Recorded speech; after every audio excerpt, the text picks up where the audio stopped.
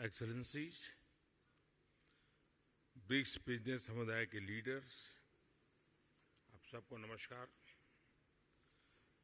मुझे खुशी है कि दक्षिण अफ्रीका की भूमि पर रखते ही हमारे कार्यक्रम की शुरुआत ब्रिक्स बिजनेस फोरम से हो रही है। सबसे पहले मैं राष्ट्रपति रामाफोसा को उनके निमंत्रण और इस बैठक के आयोजन के लिए बहुत बहुत धन्यवाद देता हूं। ब्रिक्स बिजनेस काउंसिल को 10वीं वर्षगांठ पर बहुत बहुत बधाई और शुभकामनाएं देता हूं। पिछले 10 वर्षों में ब्रिक्स बिजनेस काउंसिल ने हमारे आर्थिक सहयोग को बढ़ाने में बहुत महत्वपूर्ण भूमिका निभाई है।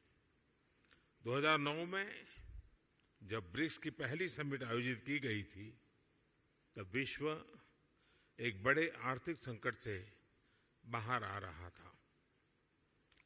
उस समय ब्रिक्स वैश्विक अर्थव्यवस्था के लिए एक आशा की किरण के रूप में उभरा था। वर्तमान समय में भी कोविड महामारी, तनावों और विवादों के बीच विश्व आर्थिक चुनौतियों से जूझ रहा है। ऐसे समय में ब्रिक्स देशों के एक बार फिर महत्वपूर्ण भूमिका है। फ्रेंड्स, वैश्विक अर्थव्यवस्था में उथल-पुथल के बावजूद भारत आज विश्व की फास्टेस्ट ग्रोइंग मेजर इकोनॉमी है। जल्द ही भारत $5 ट्रिलियन इकोनॉमी बन जाएगा। इस बात में कोई संदेह नहीं कि आने वाले वर्षों में भारत विश्व का ग्रोथ इंजन होगा।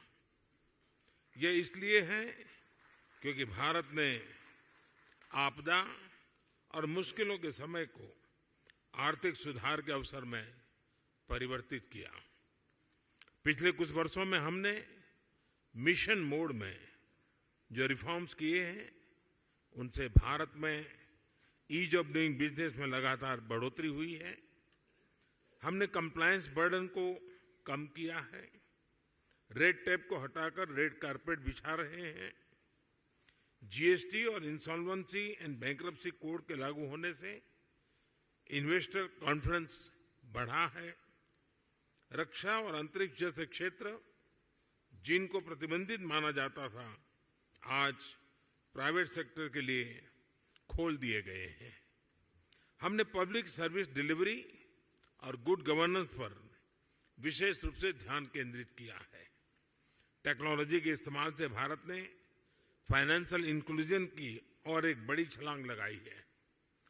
इसका सबसे अधिक लाभ हमारी ग्रामीण महिलाओं को मिला है। आज एक क्लिक से भारत में करोड़ों लोगों को डायरेक्ट बेनिफिट ट्रांसफर किए जाते हैं। अब तक $360 बिलियन से भी अधिक ऐसे ट्रांसफर किए जा चुके हैं। इससे सर्विस डिलीवरी में पारदर्शिता बढ़ी है और भ्रष्टाचार और मिडलमैन कम हुए हैं। प्रति गीगाबाइट डाटा की कीमत में भारत सबसे किफायती देशों में है। आज भारत में स्ट्रीट वेंडर से लेकर बड़े-बड़े शॉपिंग मॉल तक यूपीआई यानी यूनिफाइड पेमेंट इंटरफेस का इस्तेमाल किया जाता है। आज विश्व के सबसे अधिक डिजिटल ट्रांजैक्शन वाला देश भारत है। यूएई, फ्रांस, सिंगापुर जैसे देश इस प्लेटफॉर्म के साथ जुड़े हैं। ब्रिक्स देशों के साथ भी इस पर काम करने के लिए अनेक संभावनाएं हैं। भारत के इंफ्रास्ट्रक्चर में बड़े पैमाने पर हो रहे निवेश से देश का परिदृश्य बदल रहा है। इस वर्ष के बजट में हमने इंफ्रास्ट्रक्चर के लिए लगभग $120 बिलियन का प्रावधान रखा है। इस निवेश के माध्यम से हम भविष्य के एक नए भारत की मजबूत नींव रख रहे हैं। रेल, रोड, वाटरवे, एयरवेज हर क्षेत्र में तेज गति से बदलाव आ रहा है। आज भारत में 10,000 किलोमीटर प्रति वर्ष की रफ्तार से नए हाईवे बन रहे हैं। पिछले 9 वर्ष में एयरपोर्ट की संख्या दोगुनी हुई है।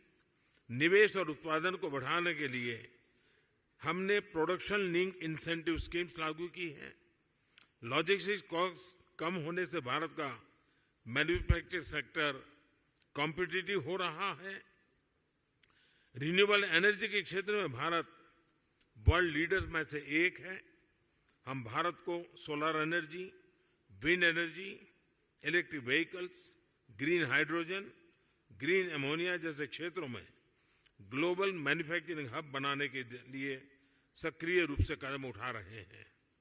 स्वाभाविक है कि इससे भारत में रिन्यूएबल टेक्नोलॉजी का एक बड़ा मार्केट बनेगा। आज भारत में विश्व का तीसरा सबसे बड़ा स्टार्टअप इकोसिस्टम है। भारत में इस समय 100 से भी अधिक यूनिकॉर्न है। आईटी, टेलीकॉम, फिनटेक, एआई और सेमीकंडक्टर्स जैसे क्षेत्रों में हम make in India, make for the world के विजन को आगे बढ़ा रहे हैं। इन सभी प्रयासों का सामान्य जन के जीवन पर प्रत्यक्ष रूप से सकारात्मक प्रभाव पड़ा है। पिछले 9 वर्षों में लोगों की आय में लगभग 3 गुना वृद्धि हुई है। भारत के आर्थिक विकास में महिलाओं की सशक्त भागीदारी रही है। आईटी से लेकर स्पेस तक, बैंकिंग से लेकर हेल्थ केयर तक महिलाएं पुरुषों के साथ कंधे से कंधा मिलाकर देश की प्रगति में योगदान दे रही है। भारत के लोगों ने 2047 तक एक विकसित राष्ट्र बनाने का संकल्प लिया है। फ्रेंड्स, मैं आप सभी को भारत की विकास यात्रा में शामिल होने के लिए आमंत्रित करता हूं। कोविड महामारी ने हमें रेजिलिएंट और इंक्लूसिव सप्लाई चेन्स के महत्व को सिखाया है। इसके लिए आपसी विश्वास और पारदर्शिता बहुत ही महत्वपूर्ण है। हम एक दूसरे की ताकतों को जोड़कर पूरे विश्व, खासतौर पर ग्लोबल साउथ के कल्याण में महत्वपूर्ण योगदान दे सकते हैं। एक्सेलेंसी, मैं एक बार फिर ब्रिक्स बिजनेस जगत के लीडर्स को उनके योगदान के लिए बधाई देता हूं। इस मीटिंग के शानदार आयोजन के लिए मैं मेरे मित्र राष्ट्रपति रामाफोसा का भी आभार व्यक्त करता हूं। बहुत बहुत धन्यवाद।